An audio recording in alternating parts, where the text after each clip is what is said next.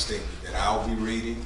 We'll have, we are blessed to have a mayor with us, a vice mayor with us, our chief of police, our city manager, our president of our local NAACP, and many other important people in this community, which are you all.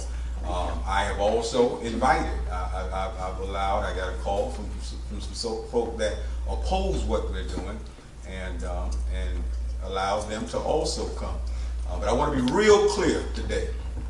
This, what we're doing here, it's in St Paul AME Church. This is not a public space to where your freedom of speech, you can say anything you want to say. There's one pastor in St. Paul, and this pastor is going to make sure that we demand that we remain in order and that we respect this sanctuary. Amen. And so as we move through this, if there's anyone that can't respect this sanctuary and respect the person that God has placed over this sanctuary, I'm going to ask you to be removed first. But we will be in order here, and we will have decent conversation. I wanted to be real clear with that, not to try to intimidate or anything like that. But I wanted to be clear. I don't want anybody thinking that this is going to be a place to where we can come and show out. Not in this church right here. Amen. Amen? Amen. As we prepare to start, I think it's important because we have some elected officials that are here, and so some of you might be watching it and you're wondering, what are they saying? How can they do this? How can they be a part of this? They chose to come and be a part of this, but there are rules that they have to follow, and so I'm going to allow our city manager, John Regan, to come and explain to us any kind of housekeeping matters that we need to make sure that we get out there as it relates to sunshine laws.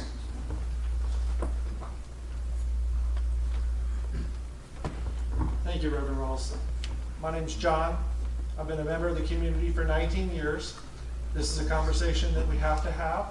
We are all here from the city to listen very carefully. One thing I just want to talk a little bit about Mayor Shaver and Vice Mayor Neville. As our elected leaders, as our officials, they are governed by the Sunshine Law. So they have to be very careful about public notice in meetings and what they say that could be construed outside the public law. But rest assured, these two individuals, as our elected leaders, are listening very, very carefully to tonight's conversation, as am I, and our police chief, and also Mr. Popple, who is representing the University of Florida and the state of Florida. So I just want to mention that. So don't interpret their silence as anything other than that they have to be compliant to the law, and we are fortunate to have the elected officials that we have in our community. Thank you, Reverend Rawls. All right, thank you, Mr. Regan. All right, again, so I'm going to share a statement. We'll have some dialogue, and we allow people that oppose us to come and listen, but you're not going to take over the conversation. We want to be able to try to explain to you and help you understand what it is that we see and why we feel the way we feel, so that you're able to hear another side of the discussion. But we will maybe allow one or two of those voices. All right. And as people are coming in, if you have space on your row, if you can make it easy for them to come in and join us.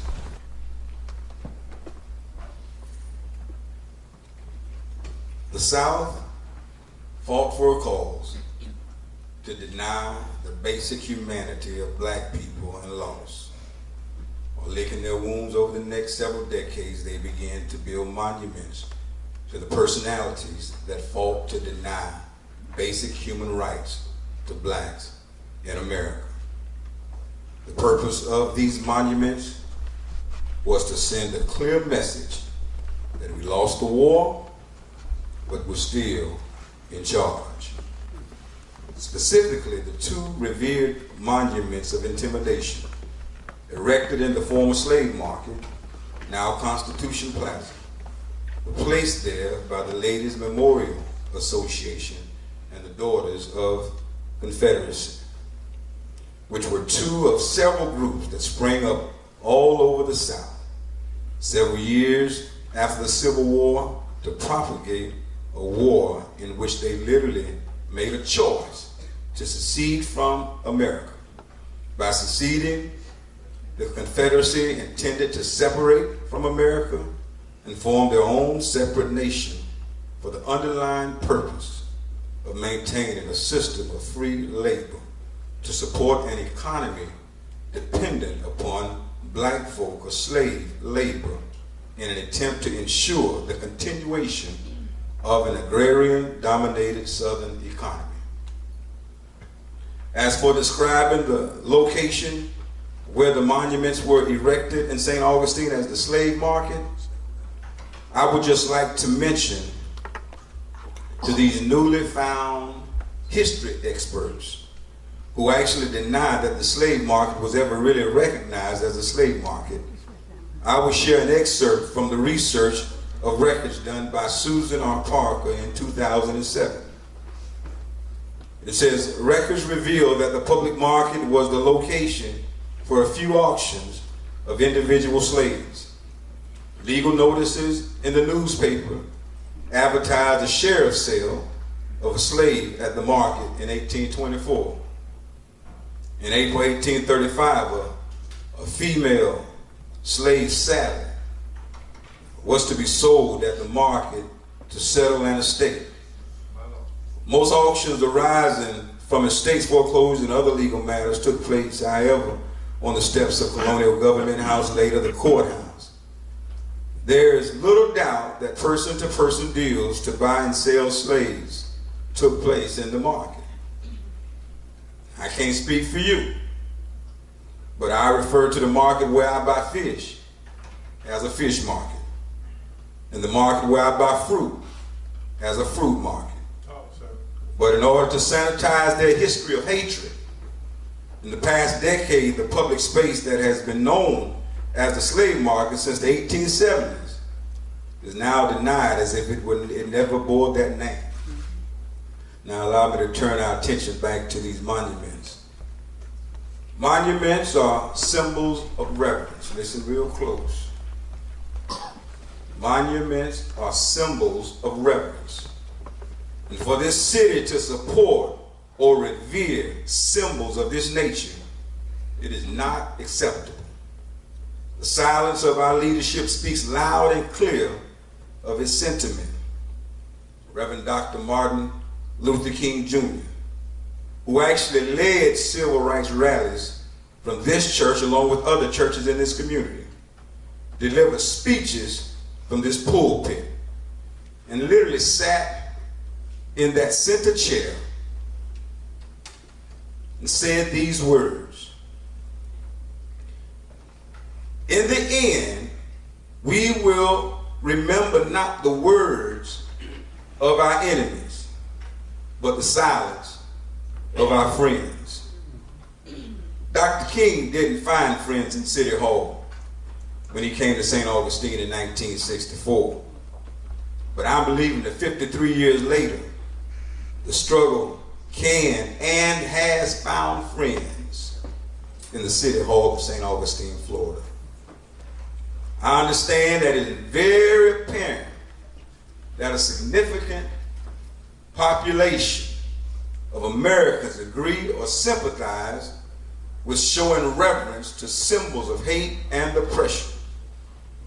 But in my opinion, they are more than welcome to move these symbols to either museums or private property. I can think of a few local churches where these monuments of intimidation would fit perfectly.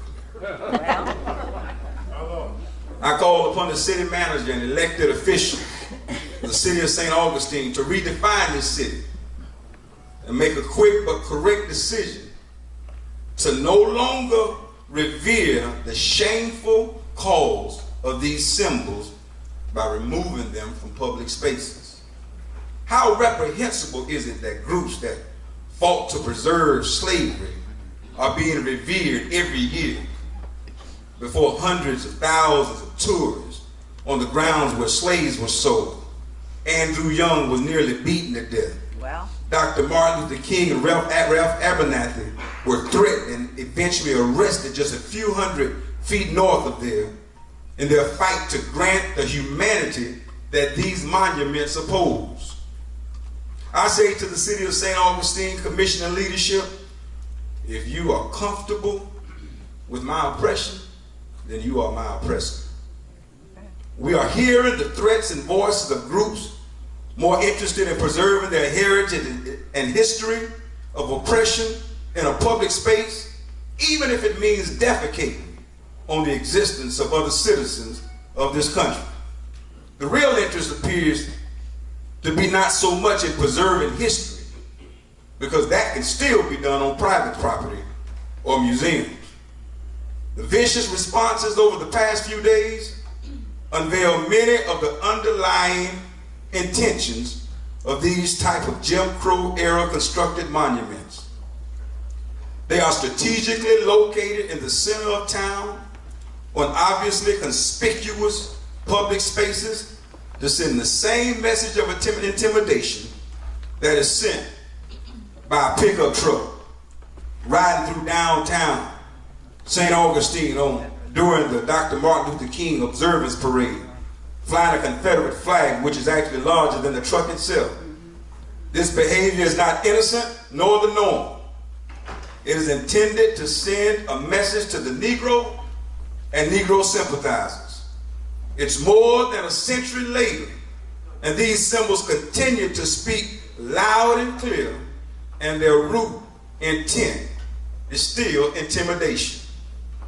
I read the following post on one of the social media sites, and it makes perfect sense for anyone interested in rational thinking. We have a 9/11 memorial to the victims, not the oppressors. Germany, Poland, and France likewise have public monuments in memory of victims, while museums document the oppressors as well. Public monuments and public spaces are meant to become totems of persons who have added to the progress, improvement, and civic pride of our communities, not persons or policies which have oppressed. Again, we must never forget, and history can never be erased. But as a people who have moved forward, and out of those policies, the appropriate space to preserve such monuments is in a history museum.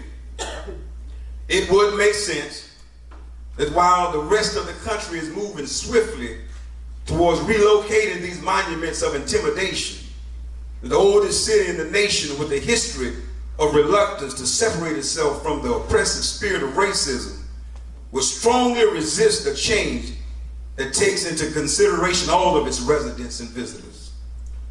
But with optimism, I believe that the current hired and elected leadership is more reflective of where we must go as a city. In 1872, the City Council of St. Augustine originally objected to and denied placement of the monument of intimidation created by the Ladies Memorial Association after the Civil War, because they clearly understood the intent and the message.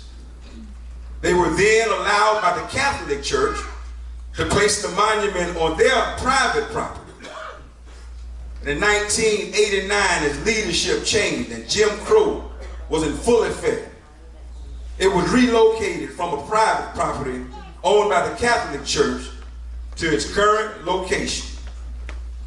The Southern Poverty Law Center, which tracks hate groups in America, wrote the following description of United Daughters of the Confederacy.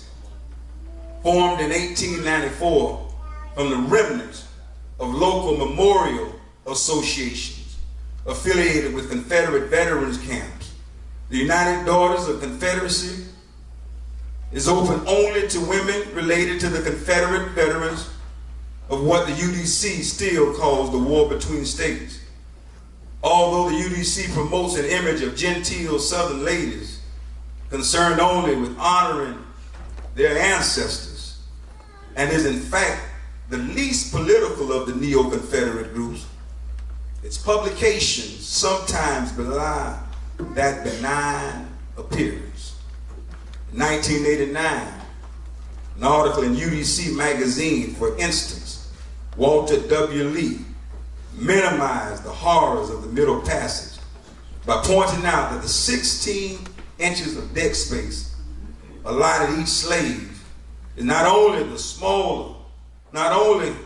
all that smaller than the 18 inches the Royal Navy allowed for each sailor's hammock, and the slaves rapidly had more room due to the much higher death rate.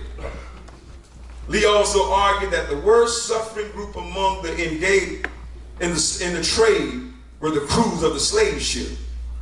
Other victims of slavery Lee cites are the purchasers of slaves, who found themselves locked into a form of agriculture that could not compete with the new machineries. Other UDC articles praise an array of neo-Confederate ideologues, such as Michael Andrew Grissom, author of The Southern by the Grace of God, a book which portrays the original Klan favorably, and the member of two racist groups, the Council of Conservative Citizens and the League of the South. The UDC has also worked directly with these kinds of groups in erecting monuments and staging Confederate battle flag rallies. Most recently, the UDC president, Mrs. William Wells, shared the podium with League President Michael Hill and white supremacist lawyer Kirk Lyons, believing that the current leadership is better than this and not swayed by the outdated tactics of Jim Crow nor intimidation efforts of those who chose to fight a war for the purpose of seceding from America and establishing their own nation to ensure their rights to keep black folk oppressed in a system of slavery and free labor. I actually believe you are better than this. And I have 3 words of advice for our city manager and our city commission. Remove them now.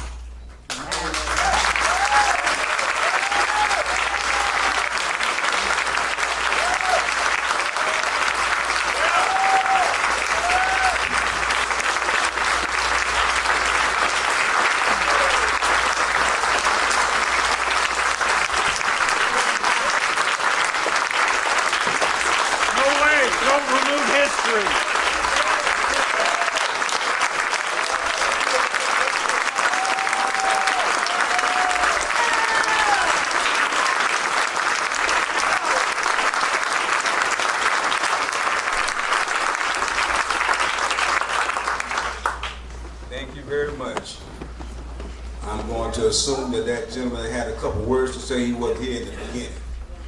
And so for everybody that was not here in the beginning, let me remind you, you're not in City Hall, you're not in a public facility, you're in the church that God has sent me here to pastor, and there's a certain order of decorum and behavior that's demanded in this holy place. Amen. So we will not act up in here.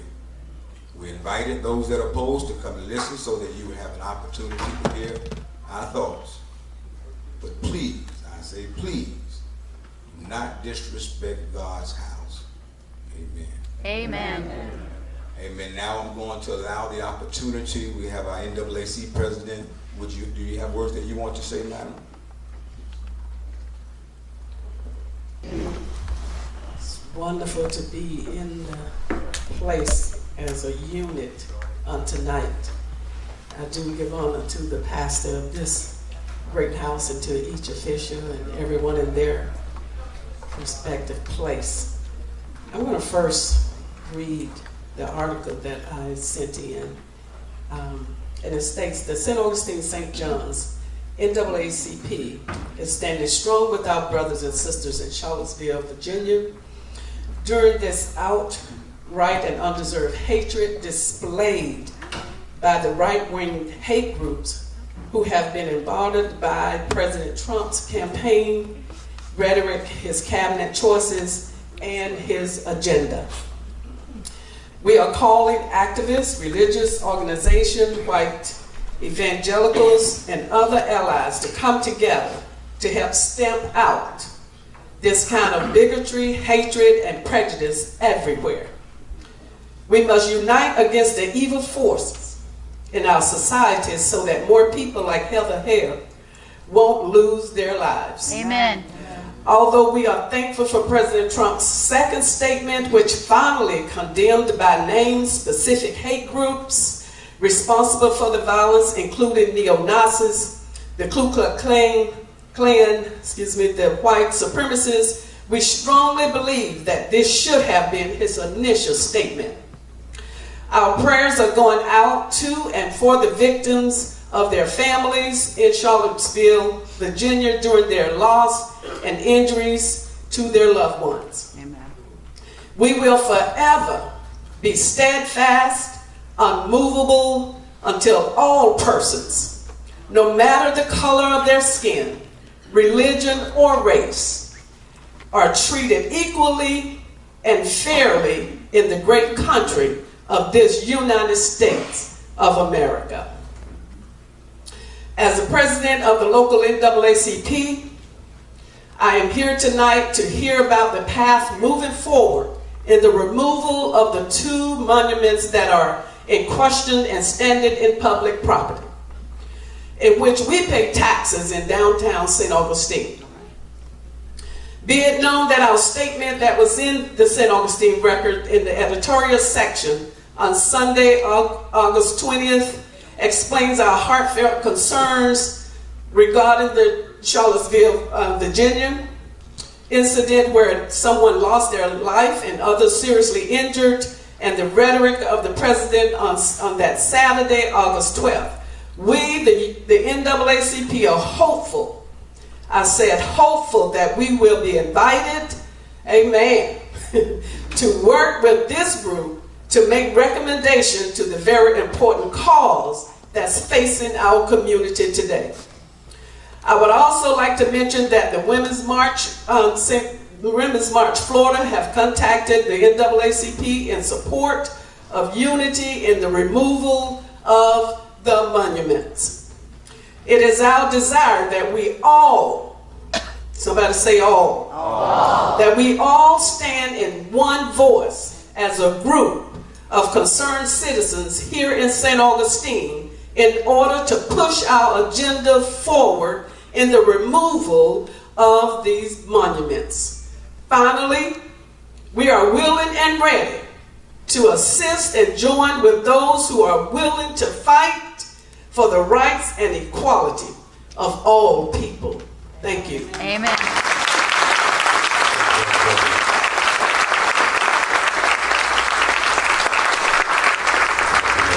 Mr. Jimmy Jackson, could you do me a favor, boss?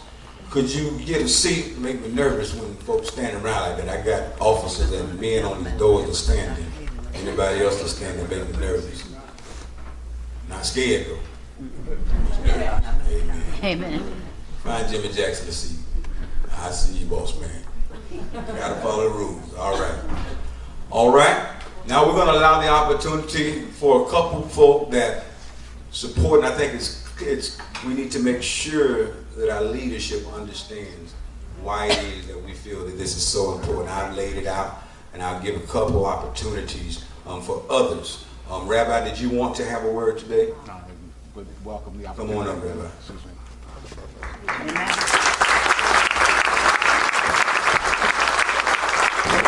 Taking a chance, he's taking a chance.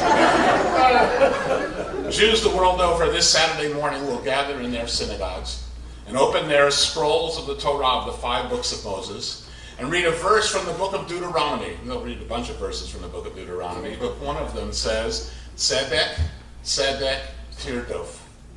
Justice, justice shall you pursue. All the other commandments, and there happen to be 613 in those 5 books of Moses, Genesis, Exodus, Leviticus, Numbers, and Deuteronomy, all of them have a time and a place to be done. Only one, justice, is not to be done in any particular time or place. It is to be pursued. Yeah. And it is our job not to wait until the opportunity to do justice arrives and sits in our laps, but instead for us to pursue justice. Yeah. Now, this is a town in which 53 years ago a group of rabbis, the largest group of rabbis ever arrested all at one time, came in support of the efforts of Reverend Dr. Martin Luther King. And they wrote of the fact that at one time, shopkeepers here in St. Augustine, I don't know this, perhaps there are people here who remember it, used to hang their KKK robes in the front windows of their shops to indicate who and what they were. And that was nothing, of course, but intimidation. Intimidation of citizens of this great country who joined in saying, we the people of the United States, in order to form a more perfect union, we must perfect our union. We must perfect our city, our great and wonderful city, and make it a place where everyone feels at home and comfortable, where each shall sit under their vine and their fig tree, and none shall make them afraid.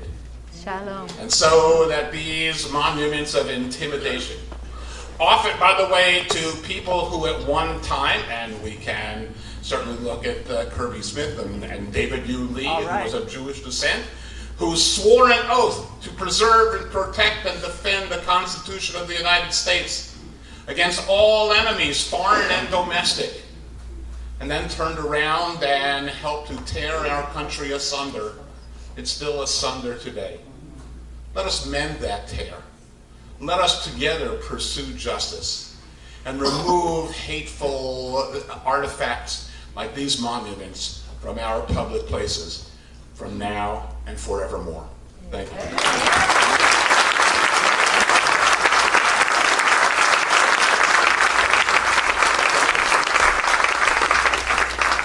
We're staying on track. We're only dealing with the monuments. Rabbi did wonderful.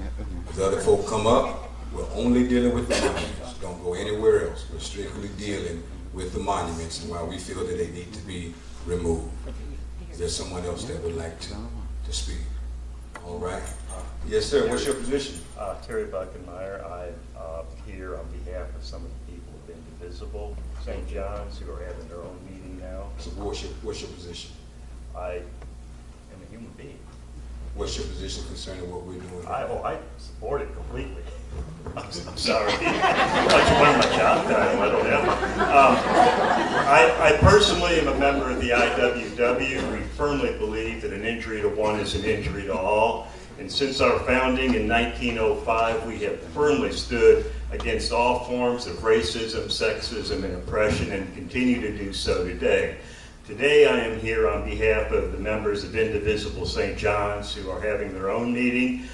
We've had some conversations during the past week, and then, if I believed in God, I would say it was a miracle. That's right. In the paper, we found the solution we were looking for, and there are many of us that will be supporting this campaign actively. Thank you.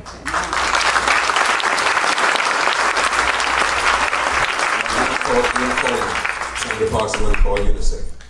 I'm going to allow it, so nobody can say that I'm unfair. I met a young man today and we talked about an hour. Had some real good conversation. When he comes up, I know he's going to be respectful of what we said and respectful of this moment. He's going to have a different opinion. In the same way that those that don't believe what I said, they kept silent and they listened. We're going to keep silent and we're going to listen. Respect goes both ways. Amen. Amen. Amen. Amen. Mr. Russo. You got a time limit. Okay, he and I had a good conversation today, and I think that's what we need. We need discussion. Now, I am on the opposing side. Now, the point is that I'm a Christian, a born-again Christian. I'm a native of St. Augustine, graduated 72 at St. Augustine High School. I have 11 children, 1 wife, and 31 grandchildren. And I'm telling you that because I'm a good guy, okay? I'm not a neo-Nazi. I don't believe in white supremacy. But I do believe that the Confederates were on the right side. Why? Because this may shock you, but this book called the Holy Bible does not condemn slavery. In fact, as soon as the Jews were taken out of Egypt and brought to the other side, and Moses gave the law, God gave Moses the law, he instituted slavery for the Jewish people. They were allowed to buy other Hebrews.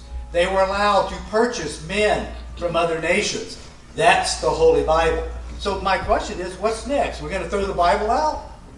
We talk about people that the pastor here speaks about injustice and didn't have the same opinions on people of different colors. Our founder of this nation, George Washington, is he next? Are we going to get rid of him? Are we going to tear down that? Now there can be difference of opinion. And this You're not going to get a response. I don't want you asking a question. I'm asking them not to respond. Okay. So I don't want you asking a question. It's just it's a rhetoric question. Just asking you mine. And now you made me lose my train of thought. I knew I was going to. And I would say, he and I had a very good meeting, and we're respectful one for another. But there are differences. This is the South. This is St. Augustine. My older brother was involved in the civil rights movement, of course, on the other side. But I want you to know that as a Baptist preacher, this Holy Bible does not condemn slavery. In both Testaments, some of you don't like that. Well, that doesn't make a hill of beans, because as a Christian, you have to go by this book. And in 1 Timothy chapter 6, in fact, Paul was teaching the person they named his church after, St. Paul, teaches in the 6th chapter of 1 Timothy that servants were to be obedient to their masters. And if they weren't, they were blaspheming the doctrine of God. That's what the scriptures teach. Whether I like it, whether he likes it, whether you like it doesn't make a hill of beans. It's what God says. And may I close with just one thing, and I do appreciate your time. You got a minute. Okay. I want you to understand, this is the Constitution of the United States of America. As the Bible does not condemn slavery, do you know that the Constitution of the United States of America, in Amendment number 13, does not fully, 100% outlaw slavery? May I read the 13th Amendment to you? We know what it is. Neither slavery nor involuntary servitude, except as a punishment for crime, where the party shall have been duly convicted, shall exist within the United States or any place subject to this jurisdiction. And so you got to understand that slavery was part of a civil order. People who fell into poverty didn't go on some welfare taken care of by other people. They were sold, and the masters would take care of them and feed them until they could get on their own feet. It was also an act of punishment. The Jews punished their neighboring nations in the form of slavery. Pastor, I do appreciate the time. And I hope no one here has any ought against me. That's what I believe. We love you. We love you. Now, what I did tell Mr. Russo, since he firmly believes that the Bible encourages slavery, and to be fair all the way around, I asked him if he could commit being my slave for a year and see if he had the same idea. He wouldn't do it. He wouldn't do it. I got the money. All right. You didn't have enough money. My name is Sandra Parks. I am the widow of Stetson Kennedy, who during the 40s infiltrated the Ku Klux Klan in Atlanta, Georgia, and brought the Klan to justice in the murder of African Americans, and because of him they lost their nonprofit charity status.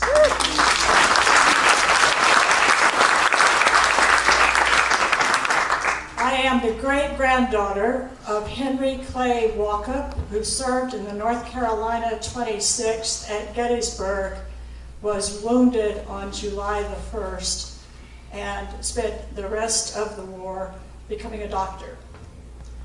Some of the people in this room were brought into this world by his son, Adam Clark Walkup, who practiced medicine at the East Coast Hospital. And about a third of the people in St. Johns County, both black and white, saw daylight because Dr. Walkup brought them into this world. Am I not right? My father, the grandson of this Confederate veteran, served for 24 years on the St. Johns County Commission. I served for 4 on the St. Augustine City Commission. And I think those of you who know me know that I have spent my adult life promoting the history of St. Augustine, Florida. And I stand witness to the belief that the time has come for the monument to find another home. Amen.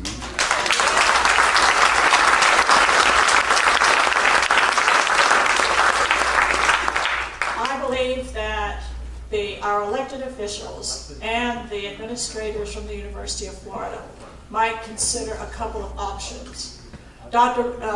General William Wayne Loring was a military officer. The proper place for his ashes and his memorial would be in the National Cemetery, where there are other military people who have been involved. But more importantly, as the mother of the Tourism Development Act that funds the historic events here in St. Augustine, I believe that our city officials, and most significantly the St. Johns County Tourism Bureau, should create an articulated program to identify and explain all the civil rights sites in St. Augustine. And that includes, if I'm not very much mistaken, the fact that there is an African-American Civil War veteran in Woodlawn Cemetery. And so we have an opportunity here to do the right thing, to preserve our history where the public can see it. And the public doesn't always go to museums, and the public doesn't always go to the graveyard. But putting these monuments in their proper places, where they are not daily in view of people who have experienced pain because of them.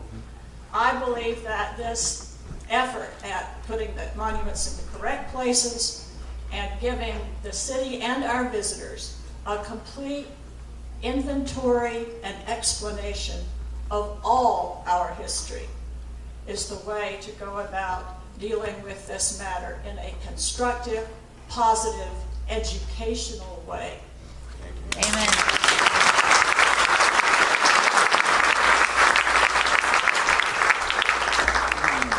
All right, now, city officials, you heard from my community members that there's someone else I will allow you to speak.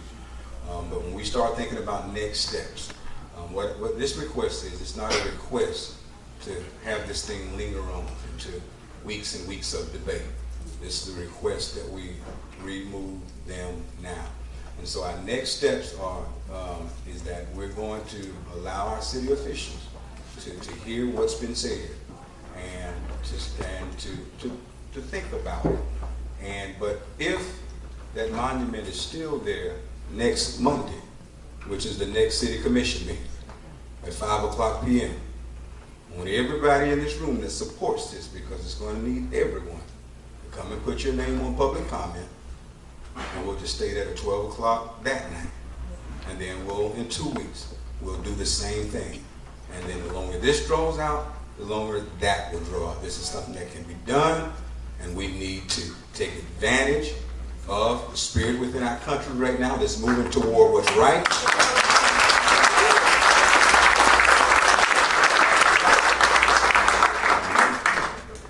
Yes, ma'am. Yes, ma'am. Yes, ma'am. Tell me what's your opinion. My name is Women's March. Okay, all right. What's your name? My name is Christine Hatfield. Okay. Hi, everyone. I'm not used to doing anything like this, so thank you, Reverend Rawls, for allowing me this opportunity. I am here. My name is Christine Hatfield. I'm with the Women's March St. Augustine. We are pretty much taking up this entire row in support of this cause, and I will work very hard to stick to the issue of the monuments only. My name is Hatfield, and with all that implies. My grandfather, God rest his soul and I forgive him, was a member of the Klan. And I am up here to change this narrative for my family and for the people of this community. I am a Christian. And if it is somewhere in the Bible that it is okay to own other human beings as punishment. I do not recognize the fact that these statues that have been erected in the supremacy of white people kidnapped, took people from their homes and their countries. These were not criminals. These were not bad people. They were taken against their will. This was not a punishment. This is not my Christianity. My Jesus is a forgiving man. My Jesus does not recognize slaves and inhumanity to people. I cannot tolerate, as a white person, and I'm not asking for forgiveness, I'm not going to apologize for my grandfather. Again, I'm only here to change the narrative of my family. That's right. We all deserve the right to be able to walk through this community with our head held high. I have a daughter who is of a different race. My husband is an immigrant. This is personal for me. I have learned so much in these last few months, and I thank you for allowing us into your community and helping to educate us and sharing your narrative. We will never understand what it was like for any of you to go through this suffering and the pain and the humiliation. But I believe it needs to end now. The argument that I keep hearing is, when is it going to stop? How many monuments will we tear down? Will we take the fort down brick by brick? The fort here was held by 6 different positions, by Spanish, by British. That is a different type of history. There were atrocities committed there. Native Americans were massacred. They were held in prison. But there's also a narrative of redemption. There were also people that came into St. Augustine after the Civil War who freed the Native Americans, who helped educate them, who sent them to college, one of which who became an Episcopal priest and then went west to actually educate and help the Native Americans. That is history. Worshipping a statue and allowing people that are now using these as symbols of continuing oppression against the people of this United States of America is not okay anymore. And we, as the Women's March of St. Augustine, stand by you. We will work with you. We will be respectful of every side, but this needs to end. These people need to be able to breathe and feel that they are part of this community and that they can hold their heads high, and their children and their grandchildren are equal. I cannot explain this to my child. I will no longer explain this to my child. It is no longer okay to condone this. And we will respectfully remove them. We will respectfully place them where they need to be. But we need to remove this shadow of oppression in this city and show the rest of the United States what it looks like to work together as a community in open dialogue, peacefully, and with respect. I don't have to agree with you. I have to respect you. Amen.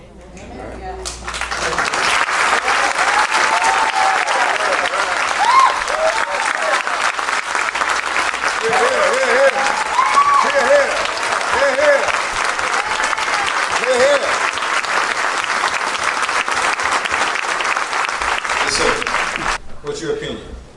I'm with you, man. Believe me. With who? I'm on your side. I think it's good job. Don't do that. We all look alike in here. I just got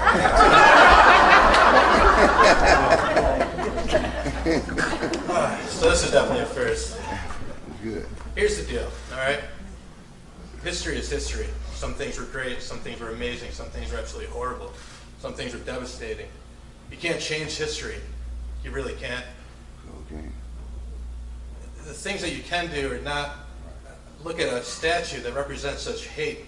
Would anybody in this room, even if you're on the other side, would any of you be happy if a statue of Adolf Hitler was outside in our little community? Everybody in this room would be asking to take that thing down. It's a representation of a horrible event and a horrible time. I guess what I'm trying to say is this. Sure, if you guys can get these statues down, you have to say these guys. What do you mean these guys and those guys and Hispanics and blacks? And we're people. Where'd the love go? This isn't 1930. We're in 2017. We're people. We realize this. And I'll tell you this. I've read 90% of the Bible.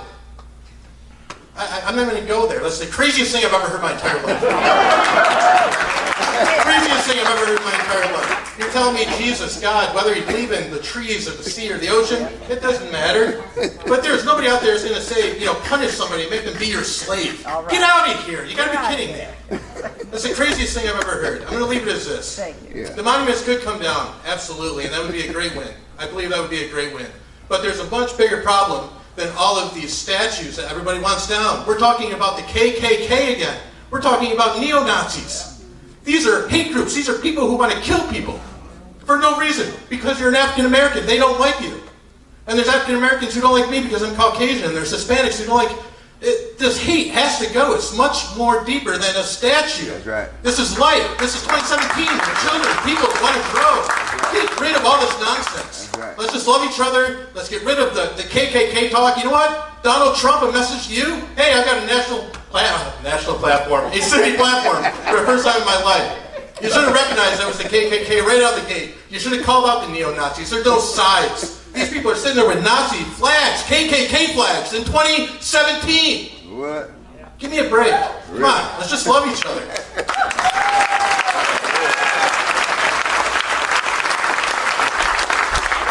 And the reality is, it's too many of us are. But those of us that want better for our country and have the ability to cause that better to happen and make this city better for all of its residents, we're expecting for you to remove them now. Right now. Now, next steps. We'll. Yes, sir.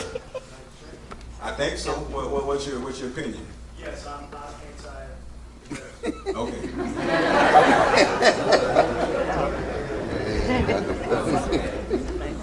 Way to go, boy. That was fair. Russo and he spoke real clear, so I did allow others. Actually, I think I met me a friend today. Huh? Excuse me? You allow one person to speak. Yes, that's One. right. And who called this meeting? Hello. I did. Don't start with me in here. You all won't even see the end of the meeting. This is a meeting we called, and then I allowed other opinions to come, and I let Mr. Russo, who I knew would not waver at all, to come and speak his truth. And so we did allow that. Amen. Thank you. The beautiful thing about Jesus, he taught us to love our enemies. That's what Martin Luther King here taught the people, this activists going out like lamb to be slaughtered before the Nazis rallies in 63 and 64 to love and pray. And he honored that. Before they would go out, they would stay here and pray for an hour and go and march and then come back and pray again and have service unto the Lord. Many of you were here. Some of you remember what it was like to be terrorized by Nazis. By Ku Klux Klan members. They were alive and well. This city was full of them. You can watch on YouTube today. There's not many views, but there's a 25-minute documentary of what this city went through and how racist it was. That this whole city was put on the map. Why Martin Luther King came here was because it was so oppressed, segregated, and racist that he felt it was a cause for action. He needed to come and demonstrate to help bring integration and unity. That monument totally defies the objective, the cause of all the civil rights movement that we have been taking from then until now. They could never dream that we would have an integrated church like we have today. I pray that we continue to move forward and remove this monuments, because ultimately, let's look at these monuments, what they are. They are honoring the Confederate Army. One has 44 soldiers who died fighting Americans. They were basically not Americans. They had ceded their citizenship, fighting, betraying, committing treason, which is a federal offense. They should have been hung. These men voluntarily gave their lives to kill other soldiers, other Union members who are defending our country.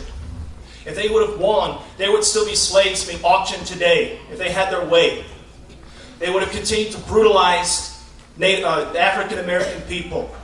That was their will. That is what they wanted. For us to have their names out there, and I know their families were sad that their uncles and dads died fighting to enslave human beings. But we should not honor their memory any longer.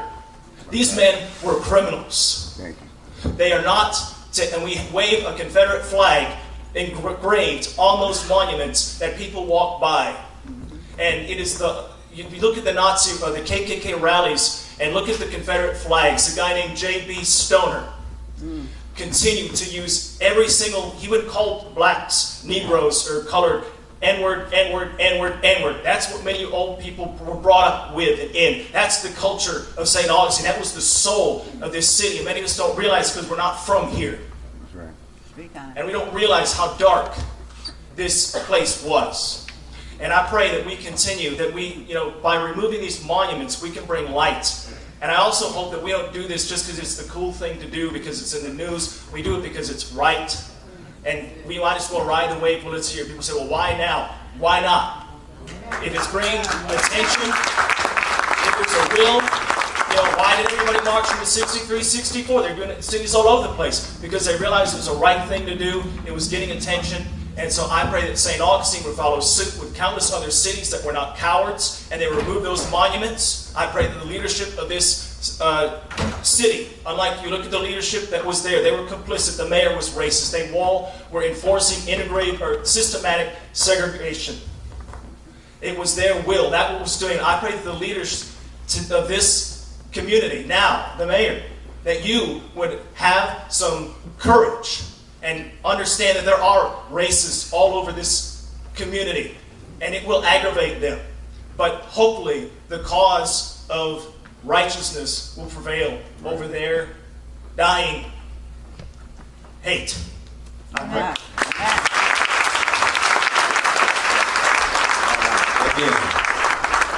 Again. Yes, sir. Are you coming to the mic? Yes, sir.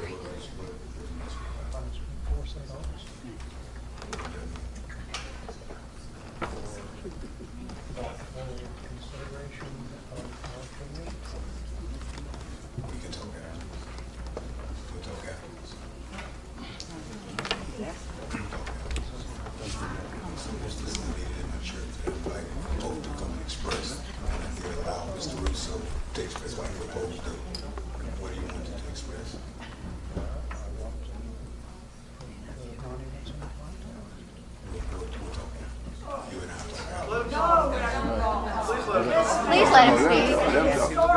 It's a good thing. Yeah, it's a no. It just needs to be clear with you. I mean, you all get upset, but he needs to be clear with you. Doesn't even live in the town. Sorry. Yeah, he can talk, he just needs to be clear with you. One-sided isn't one way. One-sided. This is a church. Don't threaten people. You didn't even pray before you started.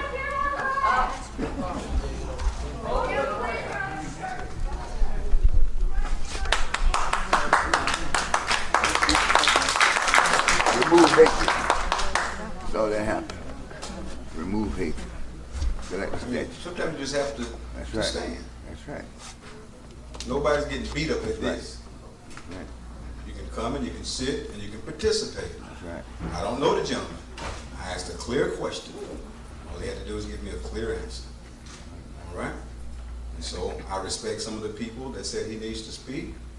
I didn't understand the answers he was giving me, but if you'd like to come up and speak, I respect those people that vouch for you, and you're more than welcome to come up. All I needed was a clear answer.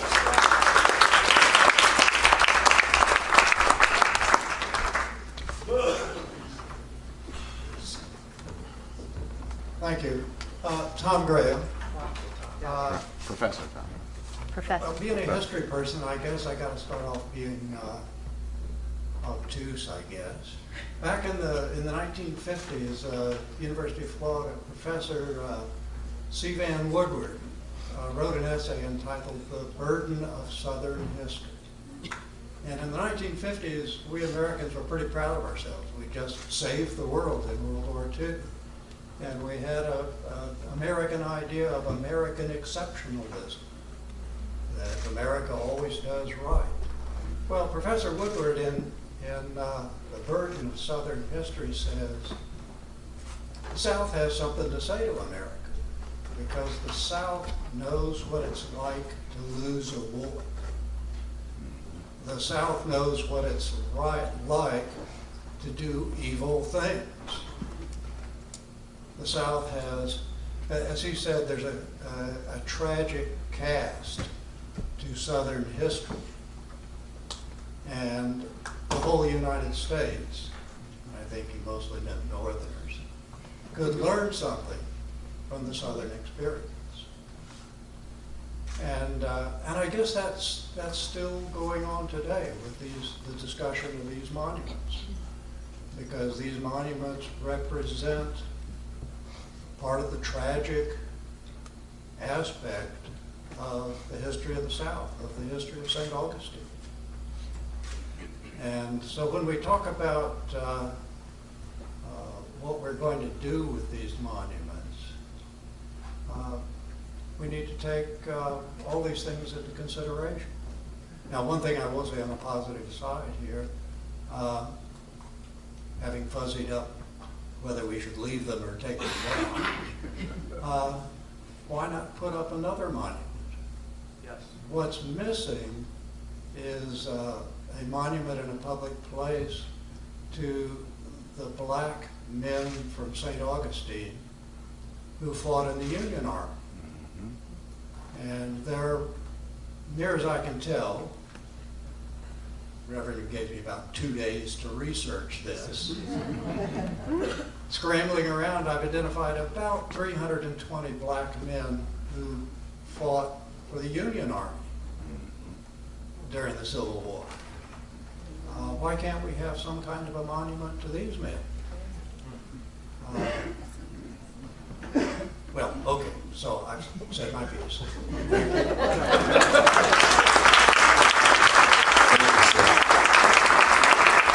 Anyone that may have been offended, I just want to be real clear. There's a purpose to this meeting. And we're intending for our leaders to understand that we want those removed now. And so when you move with a purpose, you don't just do everything. You do things that assist you in that purpose. And in my conversation with Mr. Russo today, I felt that he could state his point, but remained in the temper and the mood that we needed to remain in today. All right? So that's why I'm just saying. I'm sorry. I'm with you. I don't know how I'm going to use this. I'm a naturally loud guy. That reason because I've yelled over gunfire, I've yelled over explosions. I spent many years in the Marine Corps infantry.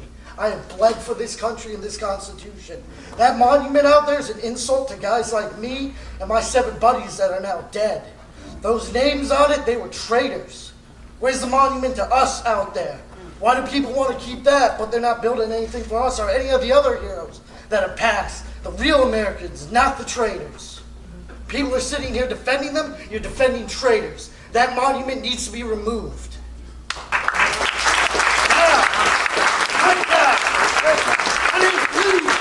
home to that.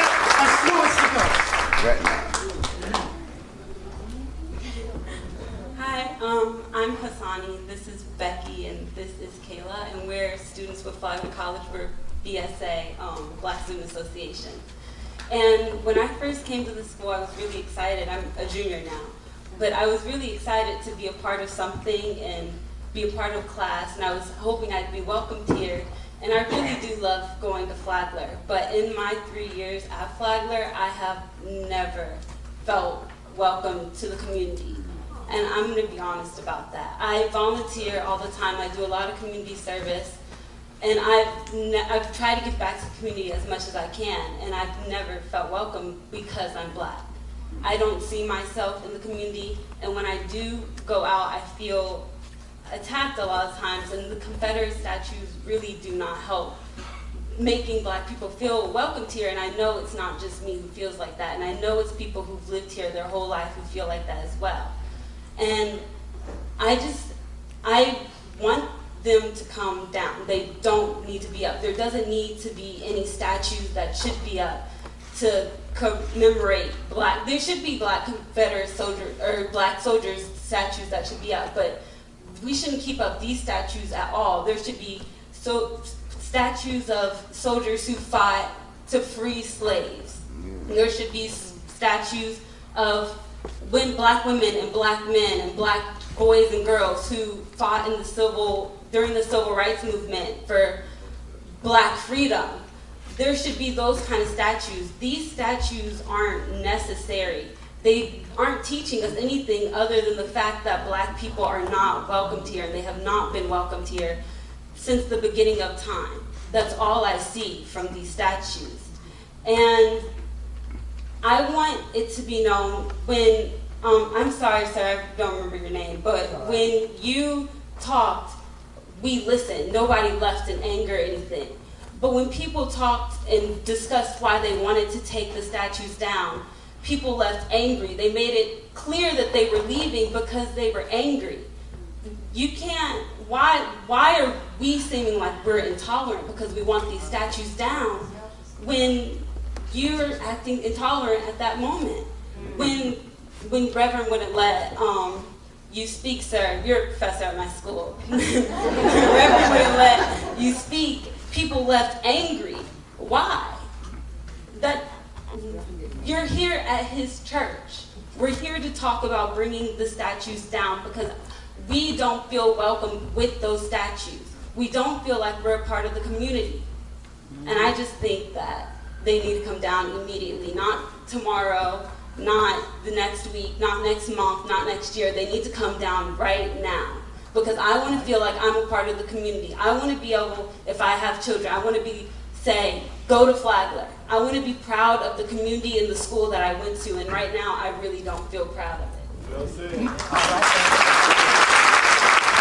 let's give St. Augustine.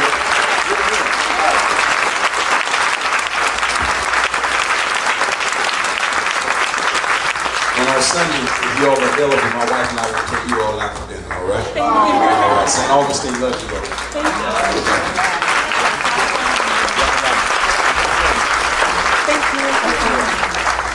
Thank you, baby. Hello, my name is Master Christian Atterbury. Some of you probably know me. I used to work at Navi's. I've been trying to move here for a while, just one step forward, two steps back. Now, the Atterburys never participated in the Civil War. We moved to what would become Idaho, so I feel kind of neutral because my ancestors found a way around the draft the Union had, and we were never really in the South until probably the 1960s. Or, no, I can't remember, honestly. Now, I cannot speak for the General Williams statue, but I can speak for the other monument most of you have mentioned of the Civil War soldiers, and perhaps found a, not happy medium, but a medium to where both sides could possibly be satisfied with that. Because behind the statue, you don't have to walk too far, which is both metaphoric and symbolic, is a Martin Luther King statue, the statue of Martin Luther King. So yes, the Civil War was and is a scab on our nation. But right behind it, not very far, which again is a perfect metaphor for the time of distance, the distance of time, the great antibacterial soap, I guess you can say, or antiseptic that we need when it comes to the civil rights movements and how far in a short amount of time this nation has come from Civil War to the 1960s of equal rights. All right. And my brother told me he wasn't for it, and I let him speak. All right. Okay, you said that. I believe you one. There you go. Good job. You come over, if y'all can come over. Yes, ma'am. Now, we don't want to go all night. In 5 minutes, I want to be saying goodbye. And so don't find that line up too deep. Hi, my name is Sam and have been active with them, very active with them. As this is kind of coming up and I'm watching the petitions go around, I have a friend that said on Facebook, I'm signing this petition because my ancestors are on that monument. And I said, how ironic. I didn't say it to her. I said it here because I want to stay friends. That you have a place to go and visit your ancestors in a place where many people don't know their ancestry.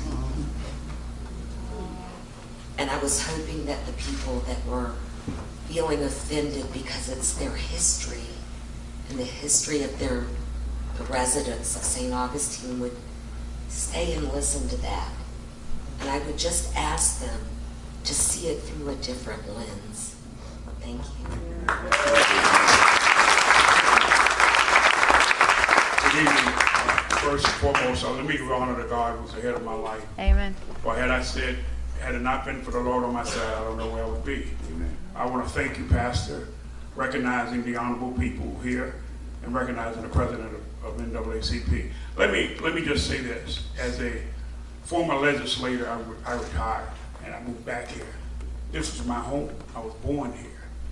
I had not been here in 47 years to live, but I decided to come home. And in the process of while I was coming home and visiting, my son, who's now, one of my sons, the youngest one who's now 40 years old, I took him downtown and I showed him where I grew up at, how I grew up, how we were chased out of had to go through the theaters in the back. And then we looked at the slave market. And we looked at the monuments, and he said, well, Dad, I don't want to come back here no more. Those things are evil. They're bad. So I say to you, I agree. Remove them. You have the power to do so. You can call a meeting of the committee of the whole. You don't have to wait till Monday. You can call an emergency meeting, a committee of the whole. You got to give some days' notice. I understand that. Once you do that, the signatures is all it needs to take because you have the power. But who has the most power is the people in this room and further out. They are the ones who have put you where you are. Even though this is a small community, I'm glad to be back home. But I didn't come back home to have those scars that I have been put on me when I was a little boy, to come back up in his flesh. To come back up in his flesh. I remember downtown. I remember that slave market. I remember those monuments. And to have my son, who will not, when he comes to St. Augustine, he won't come downtown. He's 40 years old. My Lord. He will not come, not even riding. He says, Dad, just don't take me that way. And that is very shameful that the history and the beauty of St. Augustine, the nation's oldest city, cannot really be enjoyed by all the people. So please do the right thing. Please remove it now. In closing, I would just say this. I love you, and ain't nothing you can do about it. Thank you.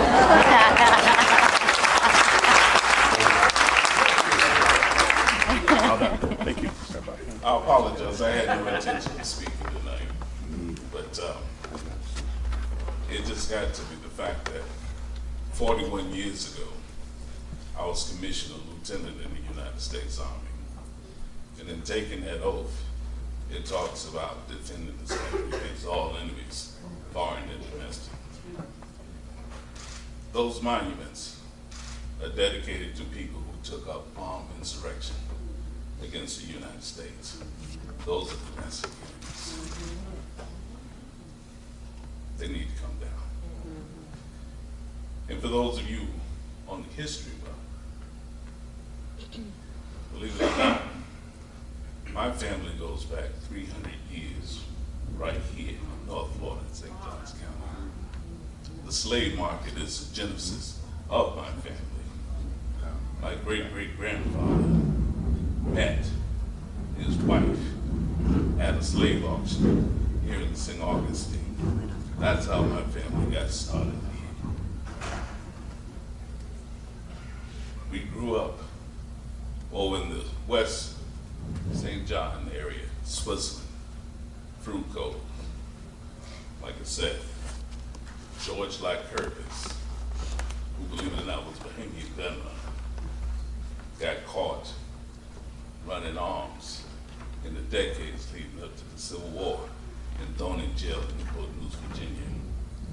Decided whether or not to get back to Bahamas. He would come south because if he got to St. Augustine, he can get back to the Bahamas. While here, he witnessed a slave auction. And he said there was a lot of pretty girls. And one of those girls was Julia Gray. She was a slave of the Hibernia plantation. You call it Fleming Island today. He bought her. That's how my family came to be.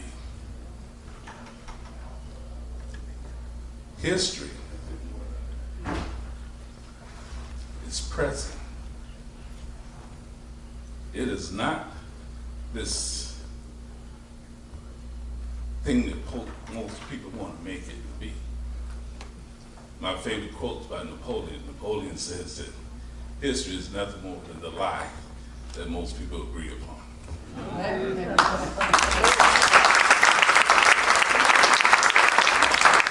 So what I'm asking you to do, let's eliminate that lie out there about the sanctity of these monuments. Take them down.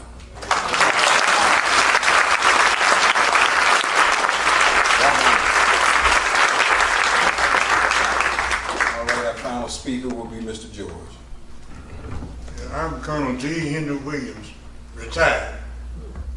I'm going to speak to the monuments. I'm so glad nobody said destroy them. Take them down. And whoever want them, let them have them. I'm a master of compromise. I am. Not with my children, but I'm a master of compromise. Another thing about the statues, they're not kept clean. I see bird, pigeon, all kind of stuff on those monuments. And they might be unsanitary, I don't know. But whatever it is, give the people a chance to take them wherever they want to take them on their property. Because I don't want to see no bad time. When I came over in with the youth council of the NAACP back during the 60s, when they put us in the back. See, we were the outsiders, and if anything happened, we wouldn't get hurt. We could run and get out the way. I remember that very well long ago.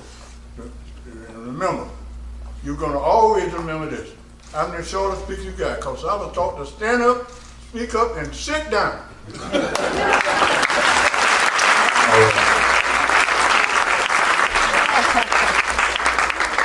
So our leadership team, you've heard from the people. What we're going to do is on Sunday night, you're great at social media. There was no official other than social media to push this out there. On Sunday night, I'll go live at 8 o'clock. We'll talk about what's happened, what our city leaders have done, our city manager and our city leaders have done. And if it's still there, I want all of you all to meet me at the Lightning Museum, 5 o'clock on Monday, to continue to impress upon our leadership what we want. Amen? Amen. So since the guy said, I'm a preacher, I didn't pray. We're going to pray our way out of here, all right? Father, we thank you, we give you honor, we give you glory. God bless you. Amen.